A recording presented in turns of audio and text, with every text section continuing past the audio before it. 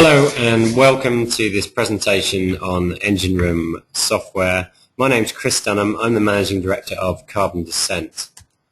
Just a bit about us. We've been going for 14 years and hopefully, as the name suggests, we're about reducing carbon emissions. We are a software and consultancy company and we sell 4 pieces of software, of which EngineRoom is one. Just a bit of background about EngineRoom. It was developed by us through a knowledge transfer partnership with London South Bank University. We used it for a number of years to in-house to model CHP feasibility before developing it to sell on the commercial market for other people to use as a commercial piece of software. The advantages of EngineRoom are that it's very quick to get to an answer on the most suitable size of CHP for a given scheme, and obviously whether it's feasible as a scheme at all. It's relatively easy to use, but it's robust and flexible, as I hope you see in a moment when I demonstrate it.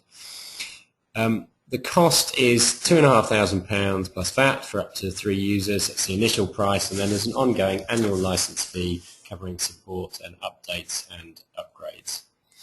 Right, I shall now switch to showing you the software itself. And here it is, and you can see that there are 5 steps that you need to go through in order to get to the answer. The first step is to enter load profiles, and what we're trying to do here is to generate a typical hourly profile for a typical day in each month of the year for your building or set of buildings. So there are a number of different ways that you can do that. The most kind of technical option is to enter data about the building itself, for instance U values, floor areas, wall areas and so on, and then use the software to generate load profiles. Or a simpler option is to simply select a building type and allow the software to use benchmark energy use values for that building and typical profiles for a building of that type to use in the modeling. A further option is that you enter either the annual consumption or the monthly heat and power consumption for the site, and then allow the software to generate profiles, or you can actually enter the profiles yourself, which you might have generated externally from another software package, or you might actually have monitored consumption that you can use. But in this case, let's use these values, and we'll move on to this next stage, which is setting energy tariffs and charges. So here, again, you've got a number of options, but you can model both an ESCO approach to this, so an ESCO operating and owning a CHP and selling heat and electricity to customers, and you can set the prices there, or you can model an operator who owns the CHP and is supplying their own site and offsetting imported electricity and the cost of providing heat from boilers. So in terms of tariff, you can do things like seasonal time of day tariffs for electricity, or simpler economy 7, or just a flat rate. So once you've set your tariffs, you can then move on to the next step, which is to choose some engines for your analysis. And here I've already selected some engines. EngineRoom comes with a database of engines already preloaded with data such as the efficiency of the engine at different loads and so on.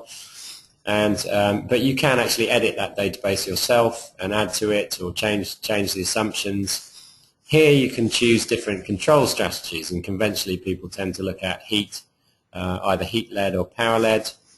And here you can set the operational times of the CHP or let the software determine whether it's appropriate to run the engine at any given hour.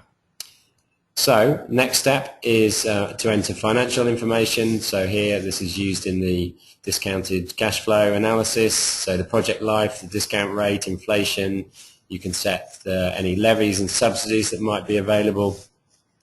You can set the cost of financing, and here taxation and depreciation. In this section, if you have it, you can enter detailed capital cost information for the different parts of the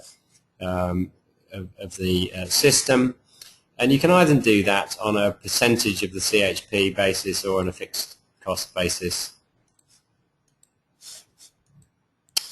Lastly, it just remains to set the emission factors. So here we have CO2 emission factors, and if you so wish, you can also model emissions of NOx, SOx, carbon monoxide, and indeed particulates. So you've now set up your model.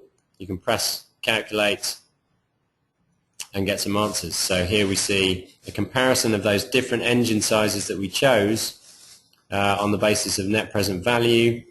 So this one looks like the best MPV, 229. You can then look at internal rate of return. CO2 emissions gives you a slightly different picture. A larger engine would give you a better CO2. So at this stage you can then go back and say, well, actually I want to look at one of those engines in more detail. I'm going to look at that 229 one.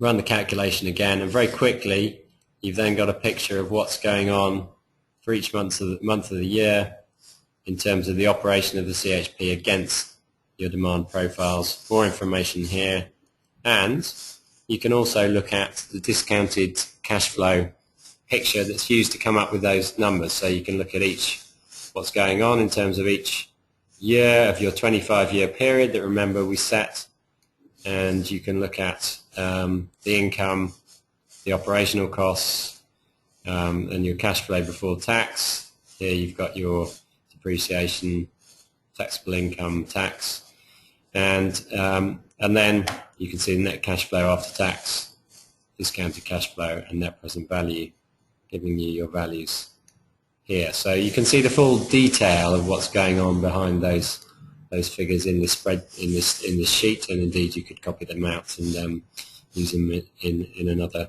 system. So that, in a nutshell, is EngineRoom. Thank you very much for listening.